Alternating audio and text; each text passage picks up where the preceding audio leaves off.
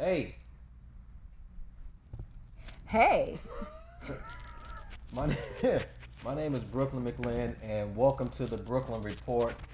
Today, I have a very, very special, exotic, beautiful guest, Rochelle Aytes, Hey. my one-man audience. How are you? I'm great. I'm happy that we have started. Yeah. I am. You had a problem with the delays? There was about a 2 hour delay, but I'm cool Wow. now. Well, we're an independent function. I'm doing this all by myself. I'm running the camera, the sound, taking stills. I wrote this. I produced this. I could interview myself, but He wrote everything that I'm about to say. so don't mess it up. Okay, I'm sorry. Anyway, so the Brooklyn Report. What I'm trying to do with this is just share information. Okay. And with people that are out there who are interested, trying to do better, be better. So however you can inspire, breathe life into, feel free. So my first question to you is, what are you passionate about? I am passionate. What am I passionate about? I am very passionate about entertainment. Why? I think I've always been just involved in entertainment, dance. I grew up dancing to Michael Jackson and Janet Jackson in my living room, Okay. and I've always performed for my family and friends, and I turned it into a career. I was very passionate about performing. I love it. Okay. Dance. hmm Would you care to demonstrate a little Michael Jackson? Can I demonstrate Janet Jackson? Let me see a little Janet. You got a little Janet in you? You're serious? Yeah, let me see a little. 5, 4, 3. Oh, that's 2. That the little Janet Jackson. Control. Mm-hmm. All right. So we're passionate about. So I'm passionate about a lot of things, but Okay. that's the first thing that came to my mind. entertainment. So is it what it does for people when you're doing it? Is it how it makes you feel? Like what? Be more specific. Okay, that's a good question. I think when I was younger, it was definitely about how it made me feel. Okay. Until I learned that it does affect people. Without entertainment, we would be, I think, depressed people because there's so much tragedy and pain in the world, and entertainment escapes us. We are allowed to just see something else. And yeah, I think that entertainment definitely allows people to kind of escape their lives. Okay. And how far did you go with the dancing? I went very far. Did you exotic dance? I had a conversation in my head just now. I'm going to stop. Okay. Sorry. Excuse me. Sorry. So no pole dancing. Yes, actually, I did pole dancing. I did a pole dancing class. I took a pole dancing class with my girlfriend for her birthday. That was fun. But no, technically speaking, I did ballet and jazz and modern, and I did hip hop. I did all sorts of dance as a child. I went to dance school and high school for the performing arts and dance. So I was very serious. Interesting. Martha Graham technique, Horton technique, Okay. things like that. You know Horton. Yes, I do know her. No, Horton. That's It's a you man. said Martha. Martha Graham, but Horton. When I Oh, said Horton. yeah, You know the I was Horton. talking about Martha. The Horton. Oh, Martha. You know Yeah, Martha I know Graham. Martha. She taught me some stuff. She did. Yeah. Really? Yeah, she taught Like me how what? to troop. I don't think that's not Martha. No? No, she did something else. Contractions was her thing. Yeah, see how the body Yeah, you are. Contracting. That's it. Now you got it. contracting. That's where the hip hop ab dude, he got it from me. Oh, okay. From And that so right then there. you got it from Martha. Yes. Okay, you see how it's all connected. I love it. Mhm. Yes.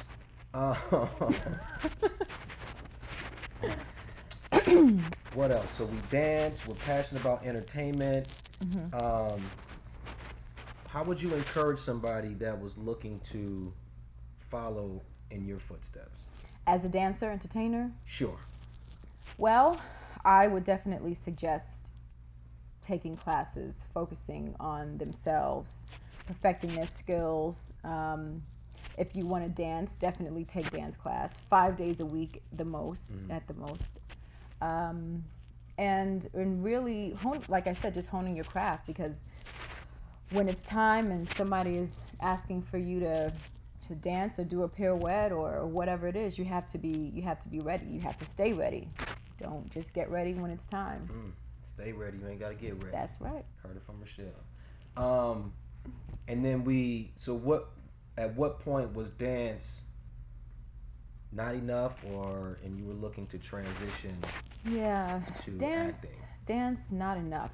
I can't believe that I would actually sit here and say dance was not enough, because it was all I wanted to do. And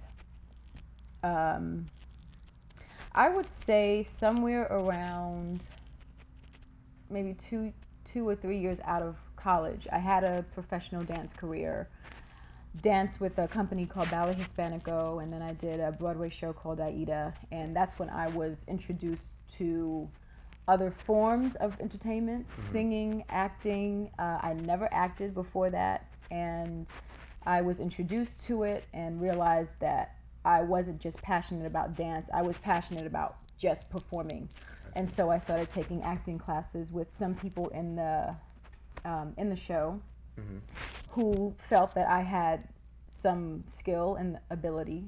And so once I left the show, I went back to New York and I started taking acting classes with Penny Templeton Studio. She was one of my first teachers, to see if I could and to see if I was good at it. Right. Yeah, it's interesting when you first start any kind of discipline. Like, you want it right now. It's like, I want to be great right now. But you are correct in that training is so important. They say it takes 10,000 hours of repetition to come to mastery. So 10,000 hours. Yeah, it's a lot. That's a lot. I don't even know how many years that is. I'm sure you've is. done it. It's on average is 10 years. Okay. I would say as a dancer, I didn't feel like I was where I wanted to be until actually my last year as a dancer. Right. Which was how many years in it?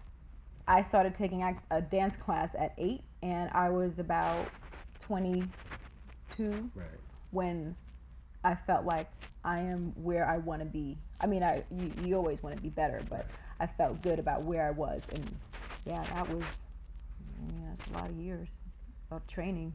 Okay, you're hearing it from Rochelle Aytes. We'll be right back with more Brooklyn Report. And we're back. The Brooklyn Report with Brooklyn Mclinn, and I'm with the lovely Rochelle Aytes. Inspirations. Who has inspired me? Other than me.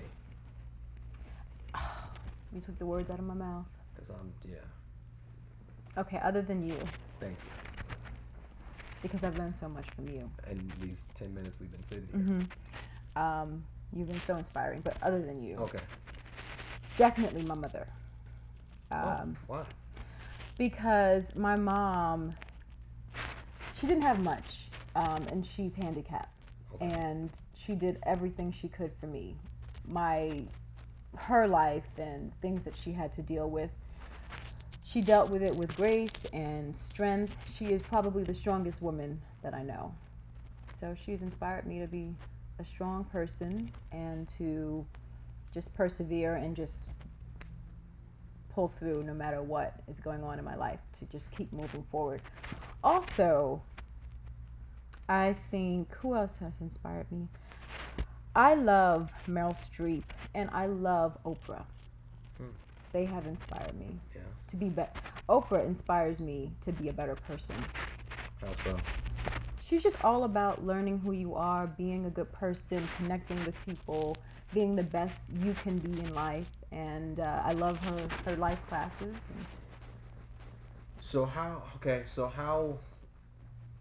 What way were you before, and then now you're going, I want to be different? I'm not sure I was different before. I think that I'm just more aware now.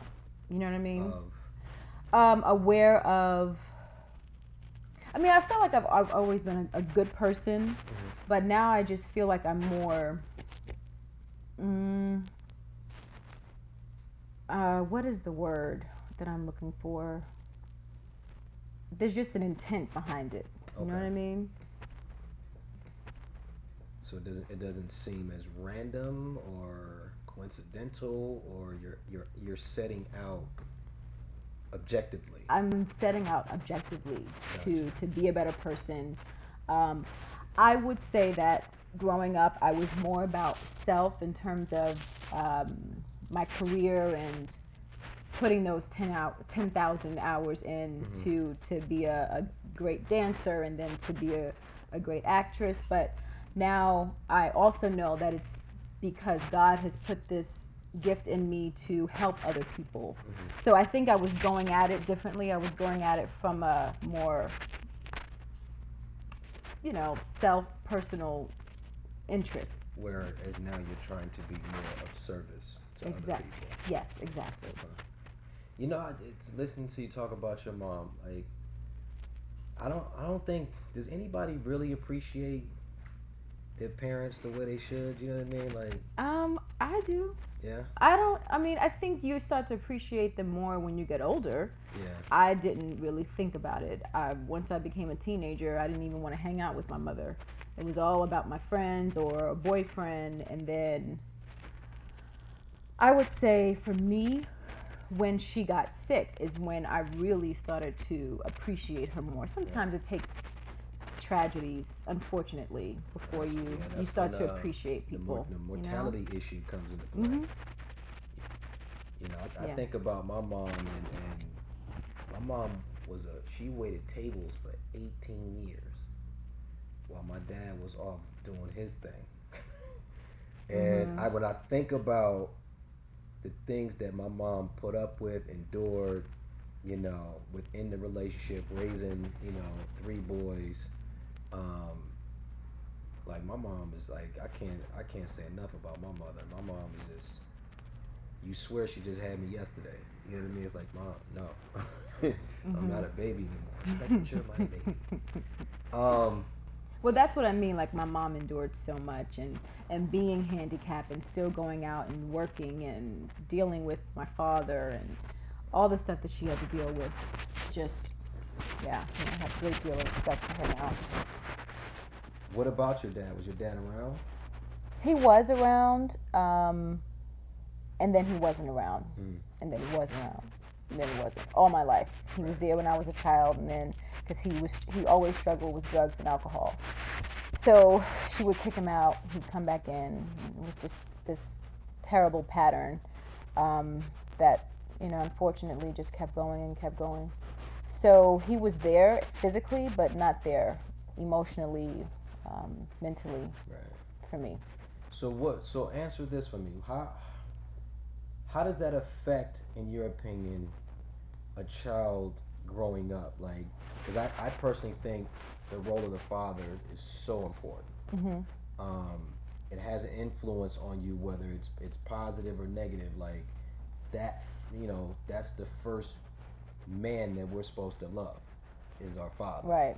So, what was that effect? Either of him not being what you might feel like now you needed him to be. How did that affect your decisions and choices and stuff? Yeah, when I was younger, I didn't know it affected me at all. I just went through life. I had my mother, I had my friends, and and I had my dance. So I didn't even care. Kind of didn't even care about him.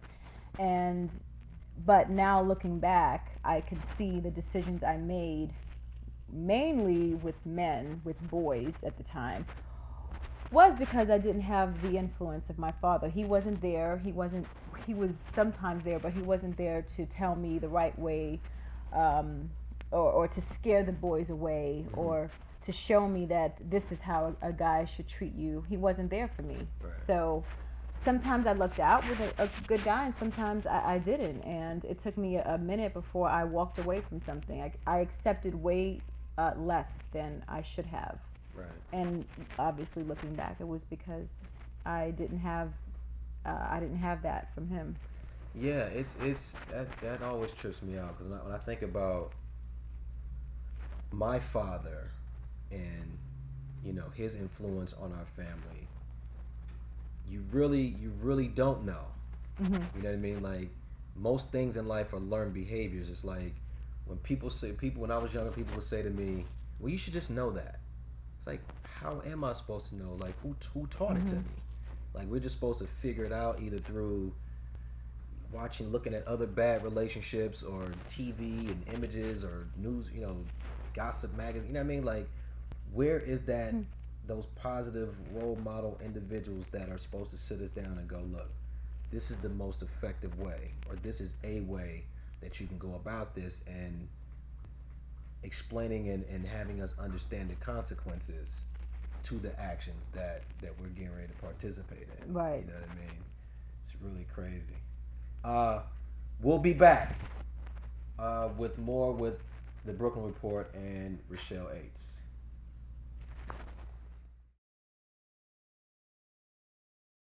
Once again, we are back with the Brooklyn Report. I know y'all hear that crazy band music in the background, right? It's my band. Not yet. We don't have that in the budget. But we're getting there. Rochelle Aytes, um, what is your biggest fear? My biggest fear is I'm too scared to tell you.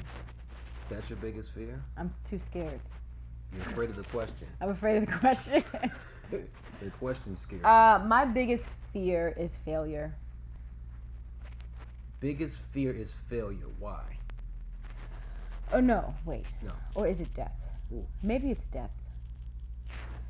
They're so close. They're like Failure and death are close. they're like hand in hand. Really? Mhm. Okay, so talk about both of them. Why failure? Why failure? Yeah. Oh, I mean, who wants to not succeed? I want to succeed. I want to be the best that I can, and I've always feared with that I wouldn't have any money and I'd be like out on the street like a homeless person. Okay. So I work really hard so that I will never be like that. I'm sorry for the homeless people. I'm sorry. Okay. What about death? I can't. I mean, I'm here, right? I'm here on this earth. I don't know what it was like before me, but I Right. can't imagine not being here. It's crazy. So there's fear of the unknown. It is fear of the unknown. I mean, I do have faith. I believe in God, and I just pray that there is something, but I don't know for a fact.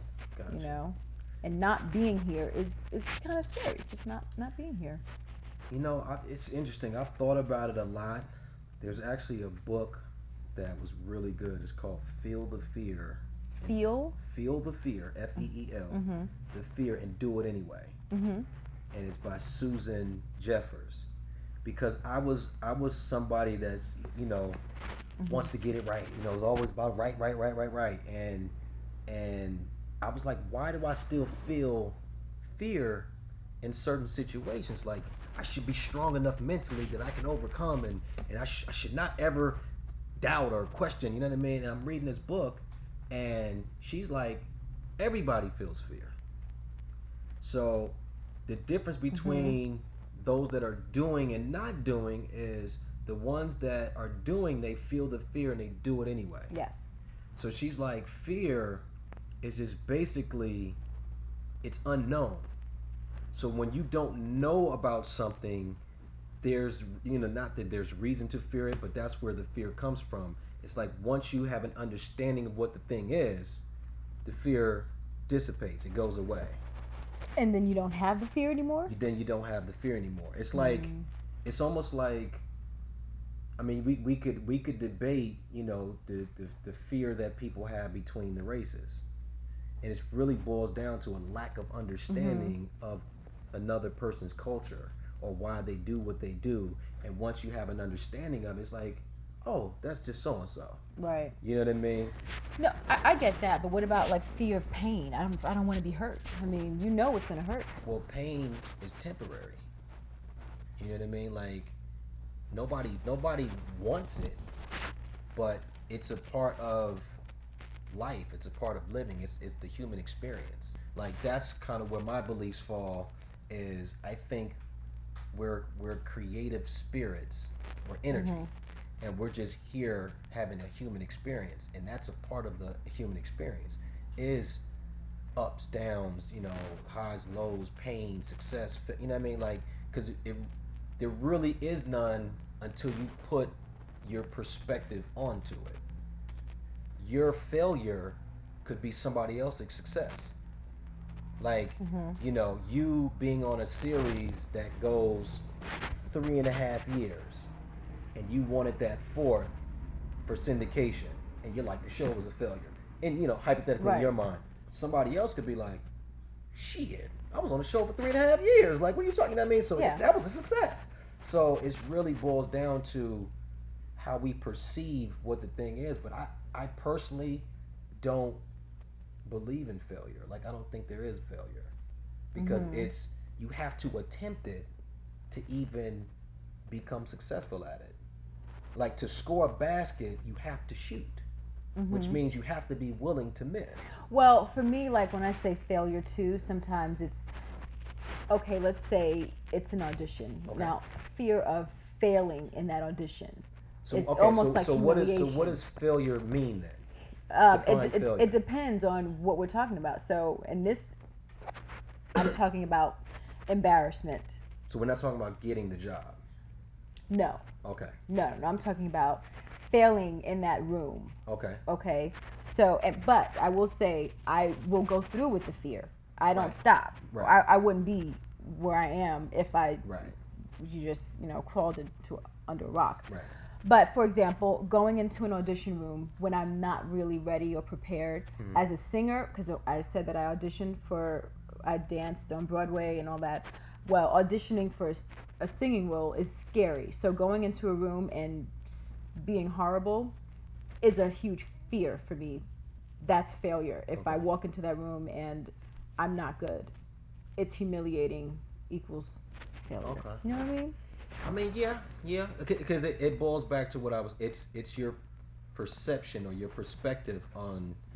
You've defined the terms in a way that if those things happen, then that's what it is.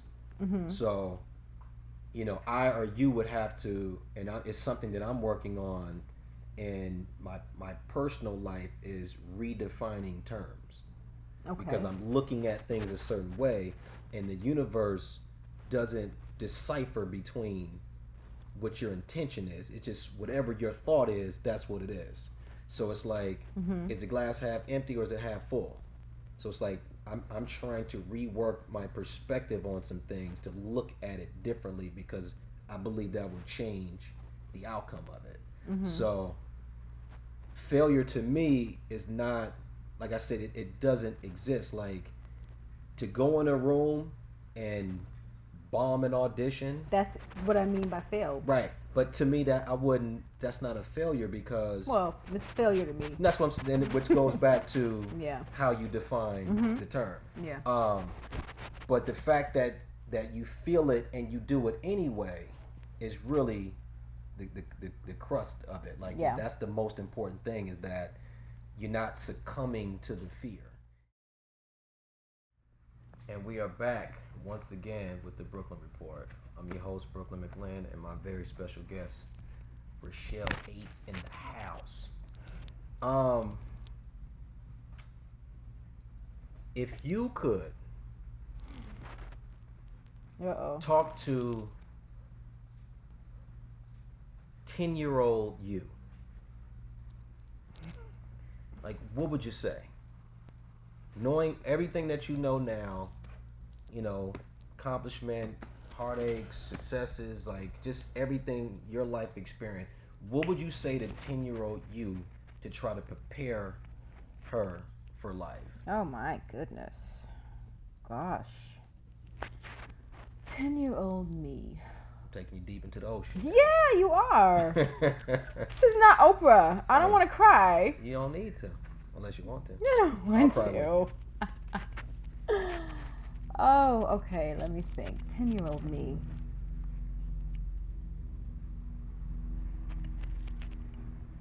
Or tell her, stop being afraid of planes.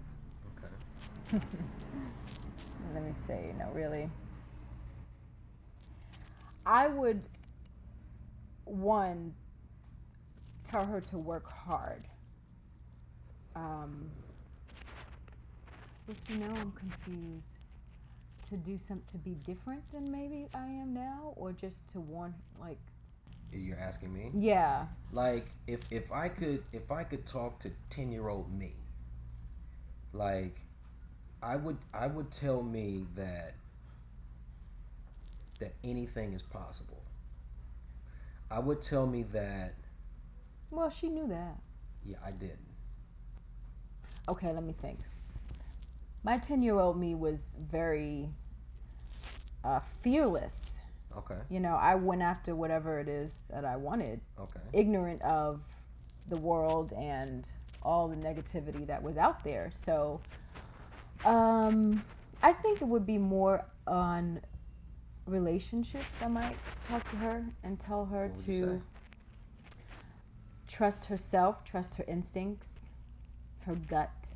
If her gut is telling her to stop, back away, move on, believe that gut feeling, I would definitely tell her that. Because a lot of times I felt things that weren't right, but stayed anyway. Mm-hmm. Business decisions as well. Felt like it wasn't right, but did it anyway because I didn't want people to perceive me as, I don't know, mean or bitchy, pleasing people maybe too much. Mm-hmm. When I should stay true to myself. Stay true to yourself. Yeah, I think I've thought about this a lot. Like, I think I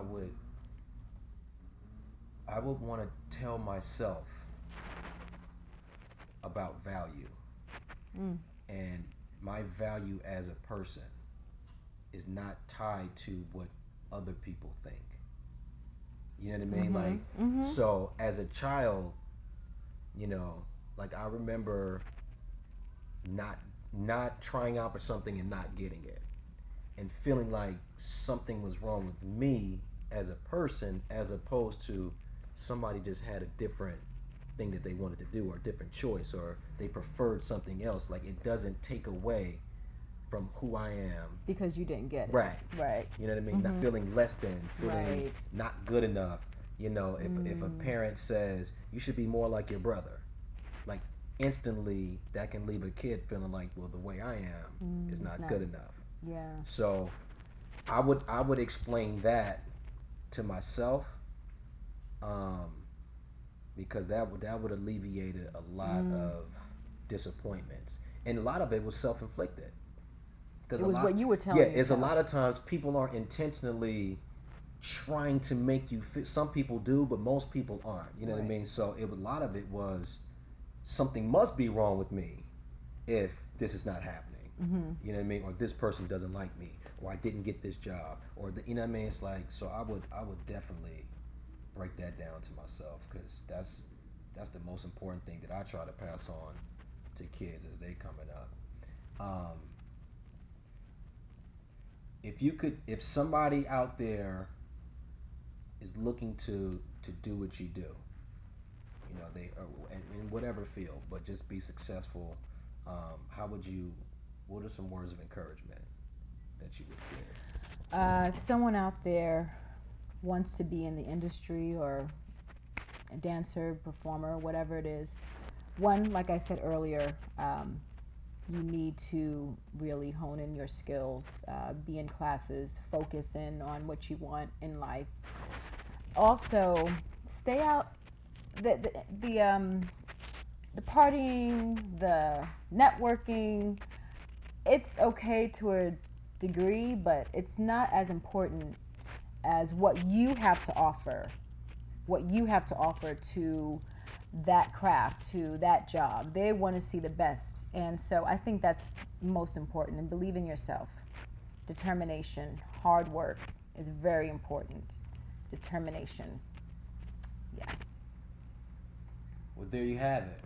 Straight from the woman herself. I'm Brooklyn Mclinn. I'm Rochelle Aytes. For you. I'm Rochelle Aytes She is Rochelle some Aytes from Harlem, from New York. Harlem. Yep. Can you hit them with the Harlem? You still got some Harlem accent? Harlem, New York. From Harlem, New York. I can't even do that. This is the Brooklyn Report, and we'll see you next time. Peace.